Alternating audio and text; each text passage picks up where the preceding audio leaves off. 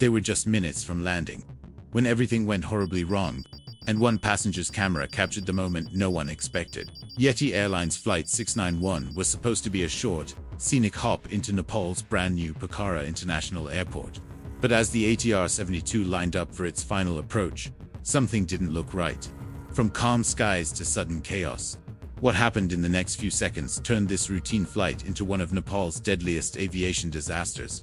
Today, we break down the real footage, the cockpit movements, and the investigators' findings to uncover exactly what went wrong, and why this tragedy shocked the entire world. Yeti Airlines Flight 691 was a scheduled domestic passenger flight flown by Yeti Airlines from Kathmandu to Pokhara in Nepal on the 15th of January 2023.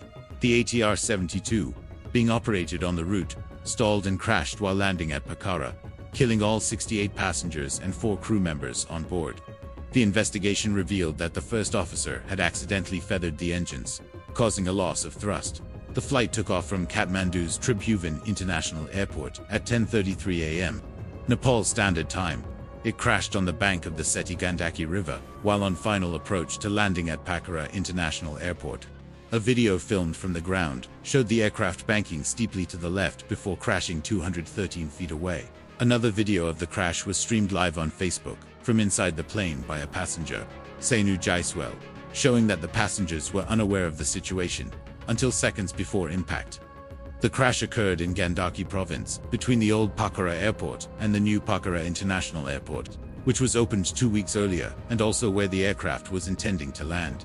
The accident resulted in the deaths of all 72 people on board and was Nepal's worst aviation accident since the crash of Pakistan International Airlines Flight 268 in 1992, the deadliest aviation accident in Nepalese domestic aviation, and the deadliest accident involving an ATR-72. According to an official at the Pokhara International Airport, air traffic control cleared the flight to land on runway 30, heading from east to west.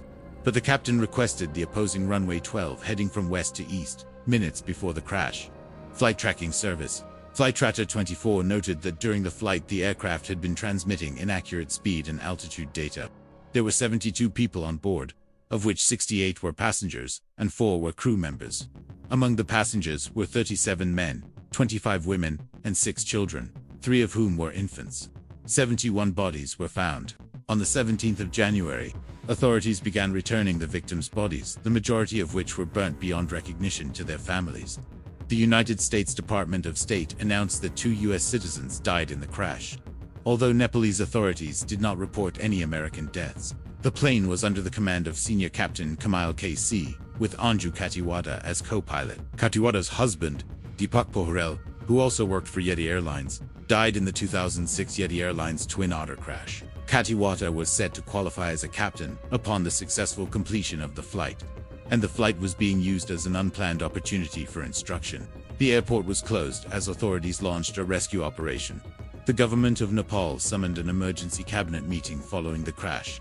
Prime Minister Pushpa Kamal Dahal said he was deeply saddened by the tragic accident. The office of the Prime Minister declared 16 January to be a national day of mourning, and the flag of Nepal was flown at half-staff. Yeti Airlines cancelled all regular flights scheduled for the day. Experts noted that the video from the ground, taken moments before the crash, showed the aircraft's nose noticeably high before the left wing suddenly dropped, probably indicating a stall. Hours after the crash, a 5-member committee, headed by Nagindra Gimier, was set up to investigate the accident in conjunction with the French Bureau of Inquiry and Analysis for Civil Aviation Safety. On the 16th of January, the flight data and cockpit voice recorders were found. The recorders were examined in Singapore and with assistance from Transportation Safety Board of Canada, Bureau of Inquiry and Analysis for Civil Aviation Safety, and Transport Safety Investigation Bureau of Singapore. About a month later, on the 13th of February, a preliminary report was released, which largely reproduced all relevant logs. At 10:56, the pilot flying disengaged the autopilot system at an altitude of 721 feet above ground level. The pilot flying then called for flaps 30 at 10:56, and the pilot monitoring replied, flaps 30 and descending. The flight data recorder data did not record any flap surface movement at that time. Instead, the propeller rotation speed NP of both engines decreased simultaneously to less than 25%, and the torque started decreasing to 0%, which is consistent with both propellers going into the feathered condition. The flight crew then carried out the before landing checklist before starting the left turn onto the base leg. During that time, the power lever angle increased from 41% to 44%. At this point, the NP of both propellers was recorded as non-computed data in the FDR, and the torque of both engines was at 0%.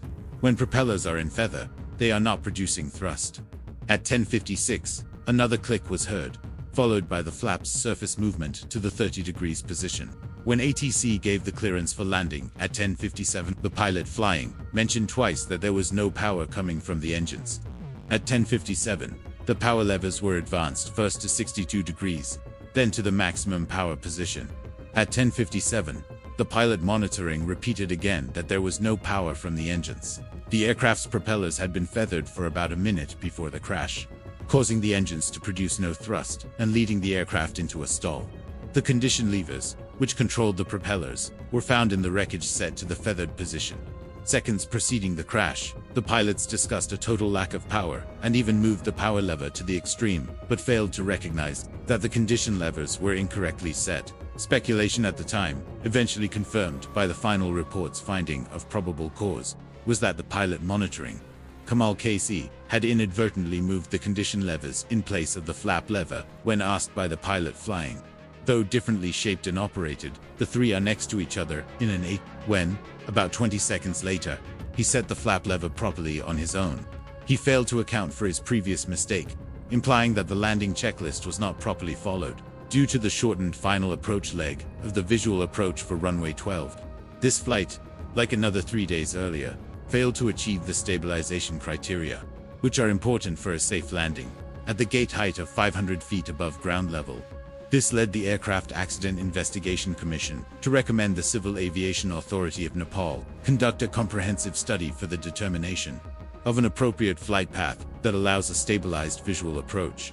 On the 15th of March, the government of Nepal extended by 45 days the deadline for the Investigation Commission's final report on the accident. On the 28th of December 2023, the final report was released. It reiterated the preliminary findings that the accidental change of position of both condition levers to the feathered position resulted in the loss of thrust, leading to the aerodynamic stall and crash. It found that neither airline nor regulator had approved the approach circuit chart being used, so that the recommendations of the regulator's safety risk management team had not been put into effect. Some other contributing factors were also found, mostly human errors due to a high workload, lack of appropriate technical and skill-based training, ineffective crew resource management, lack of sterile cockpit discipline, and non-compliance with standard operating procedures. The tragic loss of Yeti Airlines Flight 691 stands as a sobering reminder of how quickly routine moments in aviation can turn into catastrophe, and how vital strict adherence to procedures, situational awareness, and continuous training are for preventing similar accidents in the future.